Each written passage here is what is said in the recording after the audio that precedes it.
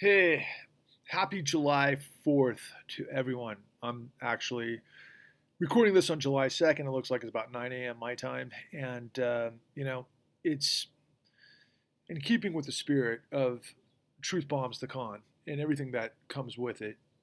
Look, for me, July 4th is a sacred day, quite frankly. Now, sacred in the scope of an Americana sacred day. It's like, like people who worship, that are Muslims, it's important to through Ramadan and their trek to Mecca and that sort of thing. I mean, obviously, very spiritually informed, endowed, committed, all of those types of things, and they elevate that sort of time period in their existence above all else, and it's intriguing to me.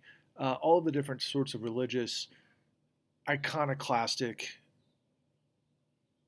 traditions and other elements that are supposed to elevate the sort of the spiritual sense, right? The connection to God, whatever the case may be. For me, I kind of have that similarity in all things red, white, and blue, right? Liberty and justice and the fireworks. And, for me, for years and years and years, I basically wake up on July 4th. I strap on my cleats, head down to the pitch, and I'd play rugby in the morning, and which would be just incredible. And then we would just basically party our asses off the rest of the day.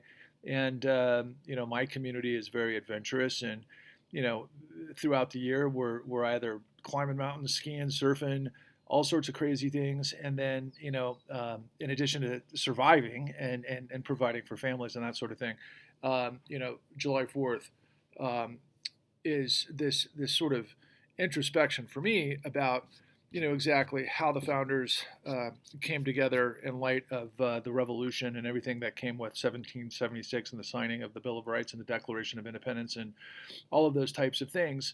And I'm sorry if I'm mixing up the dates because I know a lot of that stuff got nailed down in 1781, but really the Declaration of Independence, of course, at great sacrifice to the founders was amazing. I mean, everybody who signed the Declaration of Independence was basically targeted by the king and threatened that if indeed showed your loyalty to the Patriots, then you'd be hung.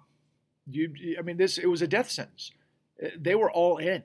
They were basically forget about it. This is what we've got to do, and we're going all the way, and we're going to win come hell or high water because if you don't, you die.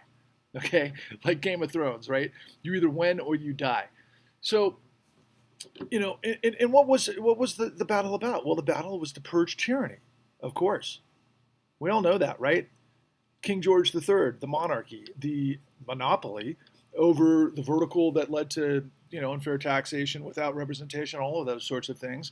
And then, of course, we had a rebellious streak, independence. Now, everybody out there that a lot of people I interact with and I agree with, and I'm, ideologically aligned with, a lot of them, point out, of course, yeah, we were far from perfect. Well, of course, we're far from perfect. You're never going to have perfection with people ever. Life, humanity, whatever the case is, there's no such thing as perfection, but there's the ideal. There's in order to form a more perfect union or to align with yourself. And when I reach middle age, I'm not doing the best here because of my voice, and I apologize. But the idea is you learn, you live, you get to a point in your life where what I would hope, at least for myself, is that your actions are in alignment with your ideology.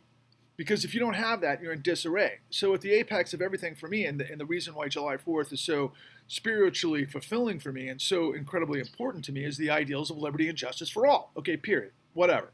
It's not about, gathering with everybody and, getting drunk or maybe go watching the fireworks as much as I enjoy doing that. What's always in my mind is what moves me literally when I see the fireworks and I hear like in the back of my head the Boston Pops performing Stars and Stripes Forever that bring a tear to my eye. I'm an emotional guy. Like I'll see an Olympic athlete, win the gold in the Stars and Stripes rise with the national anthem, and I'm all in, right? Because they achieved something, they worked, they dedicated, they were committed, and there was this freedom to be able to get there, and it was just, all of those things are extraordinary. And I'm kind of bouncing around a little bit, but just look around at what we're experiencing right now. Most people are pretty much fired up because of what's going on in the Supreme Court. Now, I just happened to watch a you know one of Crystal Ball's um, videos just recently on the Supreme Court, and I thought it was very effective because there were different times, parts of our history, where the Supreme Court got it completely wrong, and the Supreme Court was just basically elevating the agenda of the elite, which is of course no different than you know King George III, in the courts and in the military serving a monarchy. I mean, that's the whole conservative ideology, right? Protect the status quo, protect the power at all costs. Now, if the power in our generation, 2022, I can't believe I'm even saying this, really is oil. Oil is still at the apex of everything, as is the financial paradigm that props up oil on a global stage. This is 2022. We could have easily purged that, with science and technology and a commitment, really by leadership and government and the people to reconfigure the paradigm of energy 20 freaking years ago. But we chose not to because of the power that I'm talking about. And that power, quite frankly, and I'm going to name one name in particular as it relates to SCOTUS, the Koch brothers. Do you realize how the Kochs manufactured their immense wealth and influence? First of all, they're incredibly sophisticated. Second of all, they're relentless. But their papa, Fred Koch, okay, where do you think he made his money? He made his money by creating the infrastructure, the technology for freaking Stalin. And Russia, I think, was the largest producer of oil on the planet until we had the breakup of the Soviet Union. Now they're pretty much neck and neck with Saudi Arabia, but at the same time, that's what this whole war in Ukraine's about: consolidate all of the different fractured states in the aftermath of the Cold War to be able to bring together, the diffusion of the fossil fuel paradigm and more leverage as it relates to Western Europe, particularly through natural gas. But there's more than that. So when you consider the Koch brothers' influence, they made all of their money working with a communist. Okay, now Stalin, the communist that he is, was just about being a dictator power that killed like 25 million people before World War II, and then they lost another 25 million people during World War II, and ultimately was about the power of the Politburo, which ultimately was oligarchy. Okay, the ideals of communism and the laborers and the workers around the world and all of that kind of stuff. It was ultimately complete control and power for Stalin. Okay, so the ideals of Marxism through whatever labor rights and everything else through communism didn't really work out all that well under Stalin. As it the National Socialist Workers Party under Hitler. I mean, all of this stuff is just about power. And when you put that into context of the Koch brothers, they made their money working with the communists, the head of the Communist Party, global Communist Party, and then they become these ultimate libertarians in the United States, and they end up building this empire based on the oil infrastructure first and foremost, and then they get into paper products and they diversify and everything else. But I think the Koch brothers before Fred Koch, or I can't even think of the name, Charles Koch. Charles Koch passed away a couple of years ago, right? I think they were worth, I don't know, north of $50 billion a piece. I mean, these guys are relentless. And then they created think tanks and they create universities, they create influence, and they do everything to basically get their way. And their way is to make sure that they get conservative justices in the Supreme Court to do the type of stuff they're doing. Of course, they just got rid of environmental protections right after they got rid of, overturned Roe v. Wade, and then everything else that's going to come next. And then you see all of this outpouring of emotion from people like, oh my God, what are they doing? I got to act now. Meanwhile, these guys have been at it for the last 4 fucking decades, and then ultimately in the service of what? Tyranny. They're son of a bitches. I'm a patriot. I believe in liberty and justice for all. I believe in independence. I believe see a need, fill a need. I am an entrepreneur. Does that make me a capitalist? You got to get into kind of the nuances of capitalism. Capitalism is money. Money flows supposedly to the best and the best practices that are useful for society. But is that what happens? Absolutely not. That's what I've been trying to reveal to you for the past, since we started these truth bombs. Okay. And the reason why I'm saying this, I'm truth bombing this on on this July 4th, 2022 time frame, is because it really comes down to what are our principles? What is it that we're actually celebrating? I'm challenging you to understand that the entirety of the United States is predicated on revolution against tyranny. Meanwhile, we've created these dark money forces, these apparatuses, these incredibly sophisticated verticals manifested by somebody like the Kochs, who were so diabolical that their dad could make money from Stalin, who murdered 25 million people, his own people, to maintain and rise to power. That's even before the Nazis invaded Russia, and then ultimately, bring that money that he made, building that empire for the Soviets, which is exactly what Putin's flying on right now, oil infrastructure, and he used that to buy all sorts of influence, the Koch brothers, and then ultimately stack the Supreme Court. It's dark money. It's corruption. It's tyranny. It's honestly perverting everything the founders of the United States created. Now, are the Kochs the only ones that are involved with this? Hell no, they're not. The entire Wall Street machinations, which used to be the fuel for capitalism, to create free markets, to create this incredible, to delve into this incredible, innovative and ideological powerhouse in the United States post-World War II specifically. I mean, we've had finance for centuries, right? But in terms of how it played out in the United States post the Great Depression, which destroyed everybody, and then, of course, ultimately, in fact, that's what gave rise to Hitler, just so you know, but ultimately gave FDR this opportunity to reset, and that's why the United States didn't go down the pathway of Stalin and communist Russia, or fascism like Germans, Hitler's Third Reich. We had established the law to harness the worst impulses of greed and corruption. That's what we did. That's what the fucking law is. And that's what the United States was born from, and what we had to prove over and over and over, whether it was the Civil War, and of course all of those battles that came with it to rid ourselves of the tyranny of Confederacy, right? And then also, Lincoln manifested, stacked the court so that they would actually rule in favor of liberty and justice. That's what the political solution was. I mean, the ideals of the United States is you're supposed to have, three tiers of government, balance of power, where everything is independent. But ultimately, that's not what happened. What we did was we allowed monopolies based on the oil financial, military-industrial complex to fuel dark money into the system to stack the Supreme Court in service of tyranny. So, what is the theme? What is the point? The point is we are living through a completely perverted, rotted version of ourselves. If there was ever a time for us to come together, and who was us? Those who actually have a vision of twofold. Okay, and I got to plant this question, because I think this is probably the monumental question of the day, right? What's more important, revenue or credit? Anybody who knows anything knows that revenue is more important because of underwriting, because that's what drives credit. But do you think that's exactly what we have? No, not remotely. And I'll explain to you why. Actually, I'd prefer you go to www.thecon.tv and watch how it manifests through the 2008 Great Financial Crisis, which just happened to be on our housing industry, which we all depend on. But we're in 2022, and we're about to have another, Fed-fueled run on I should say, they're turning off the spigot to create a recession. And this is what I need everybody to understand, because there's two pathways that are happening simultaneously. You have all the stuff that's being manifested through the Supreme Court right now that everybody's up in arms about.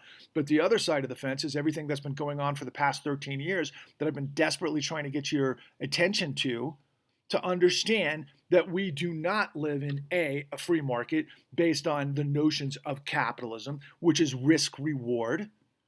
What we've done is we've created a corporate fascist state undergirded by a criminal syndicate, which is tyranny. How have we done that? Well, you got to understand all of the details and the elements that we set forth in the con to understand policy and deregulation and desupervision and decriminalization that allowed this freaking betrayal to happen, which has now led to everything that we're seeing in the Supreme Court.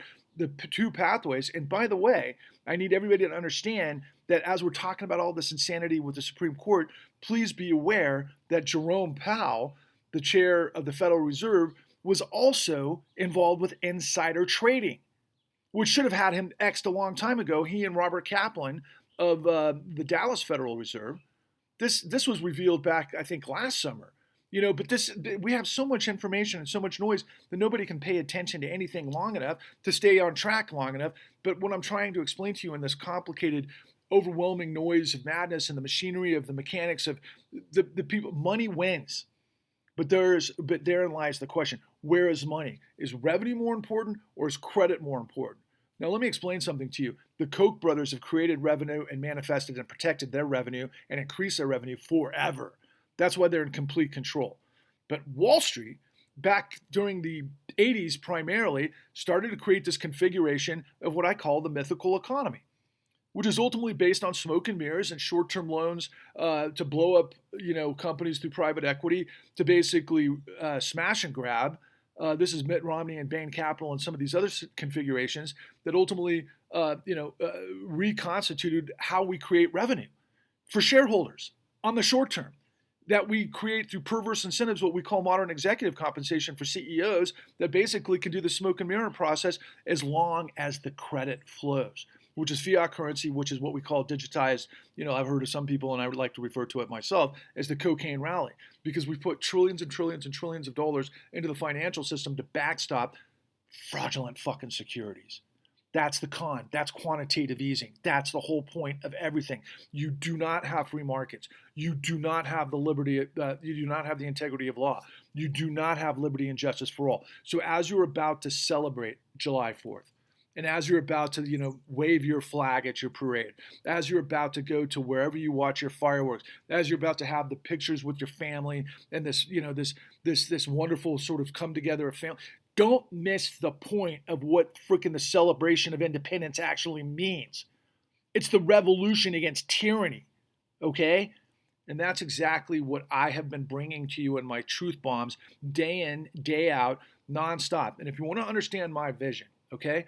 Again, I'm an entrepreneur. I believe in risk reward. I believe that if you see a need, fill a need, come up with the answers. Like, for example, I'm very, very big into renewable energy. Okay, I want to change the paradigm. I've tried to change the paradigm for the last, I've been involved with that. That was my film 413, shows the pathway that we can have a system that makes sense based on technology, where we create, dynamic scale, and we scale it all over the country. And it's kind of happening. But there's problems with that because nothing can ever be perfect. The photovoltaic revolution is one of them because of supply chains, and also we've got to get, all of the source material, whether it's, lithium or cobalt or whatever. Those create issues, and it's not perfect. I know people could challenge that, but compared to what? 9/11, Saudi Arabia, the stuff that I've been truth bombing about there, or the Koch brothers and the takeover of the Supreme Court, and all of the things that they're kneecapping liberties left and right. Not to mention money wins. But where does money come from? Well, right now, the money is not coming from revenue. It's coming from credit, the full faith and credit of the United States that's backstopping the toxic freaking securitization of myth, whether it's stock buybacks or whether it's zombie companies or whether it's the stuff that we reveal in the con, to the tune of trillions upon trillions upon trillions of dollars. To do what? To manifest hyperinflated assets for the top 0.001%. I kid you not.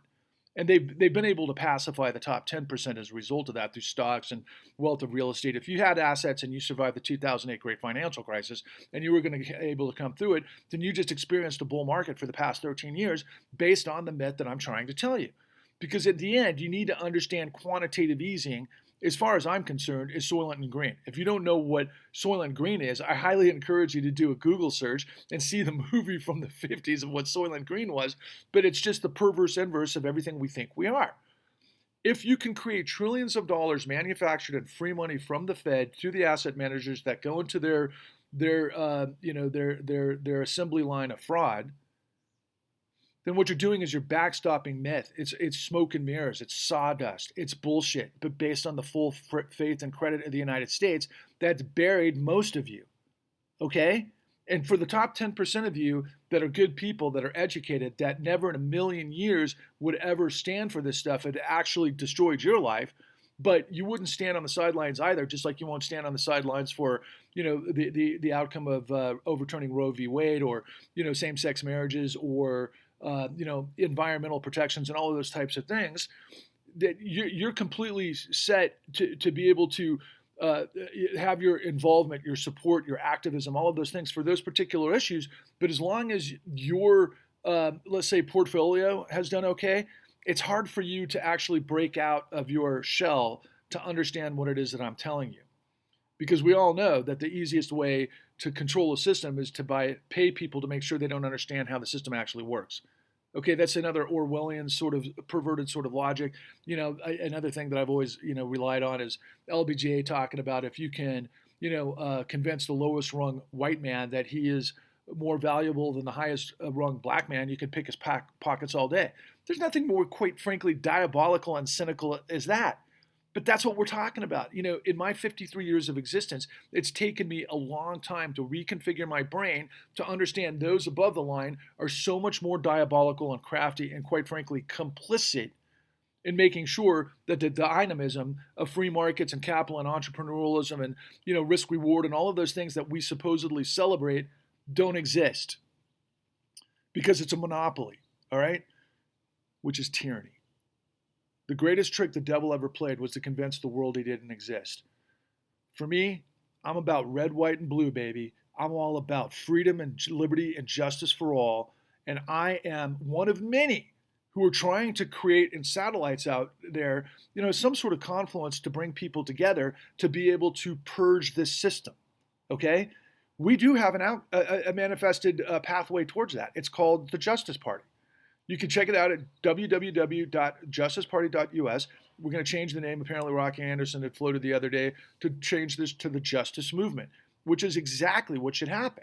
Because there's so many different pathways and everything else that people that come from different ideological constructs or what's important to them with socially driven issues can actually come on board and find a pathway forward. And that's even conservative people, quite frankly. Okay, you can't be all things to all people, but at the same time, there's a balance here that could hopefully bring in the masses to purge this corruption that I'm talking about. But from where I'm coming from, what I just need you guys to understand above all else is that my team and I have revealed that we have a system of criminality that's based on this corporate fascism, which is tyranny. And it's all about money. It's all about the flow of free money from the Federal Reserve into the financial system that has then constructed this mythical economy to serve themselves. That's fucking tyranny. I'm sorry if it sounds convoluted. I'm sorry if it's not perfect because I didn't script it. The spirit moved me this morning. I don't have a lot of time. You don't have a lot of time. I hope you were engaged. I hope you're compelled. I hope this is actually reaching you because I just continue to, bang my head against this freaking ginormous wall of deception and misinformation. And like Crystal Ball proved a couple of weeks ago on Bill Maher, he basically looked at her just slack-jawed, like, what are you talking about? We had, an economic crash in 2020, and the Federal Reserve came to the rescue. How the hell does he not know that? That's insanity. But if he doesn't know it, how many of you don't know it? Look, all of the answers are at the con, www.thecon.tv. Please join us. Please like us on Patrick Lovell Truth Bombs the Con on YouTube. Got to break through these algorithms. Got to start the fire somehow. I know you guys, if you're looking into my eyes, know that what I'm saying is truth. I'm just a dude. I'd rather go frickin' longboard right now and have surf tacos on the beach and not think about this shit. But unfortunately, everything's on the fucking line. Rise up, purge tyranny, come together. The pathway is knowledge through the con, and then ultimately action through the justice movement. Onwards and upwards.